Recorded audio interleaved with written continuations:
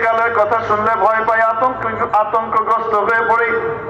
অথচ এর আগেও 3 বার ইন্তেকাল হয়েছে, আমাদের সামনেও আরো 3 বার ইন্তেকাল হবে। আগে আবার ইন্তেকাল কবে হলো? আল্লাহ পাক আমাদেরকে জান্নাতে হযরত আদম আলাইহিস সালামের পেট থেকে বের করলেন, সেখান থেকে পাঠাইলেন রূহ জগতে। প্রথম ইন্তেকাল, রূহ জগৎ থেকে আসলাম উদর জগতে, মায়ের পেটের জগতে। দ্বিতীয় ইন্তেকাল, মায়ের পেটের জগৎ থেকে বের হয়ে আসলাম এই বিশ্ব জগতে যেখানে আছি। তৃতীয় ইন্তেকাল। সামনে আরো 3 বার ইন্তেকাল হবে। এখান থেকে যাব বারজাখের জগতে, আলামে বারজাখে। ওখান থেকে যাব হাসরের ময়দানে, দ্বিতীয় ইন্তেকাল। হাসরের ময়দান থেকে যাব ইনশাআল্লাহ আমাদের বাবার বাড়ি, চিরসুখের বাড়ি, আল্লাহর মেহমানখানা জান্নাতে। তৃতীয় ইন্তেকাল।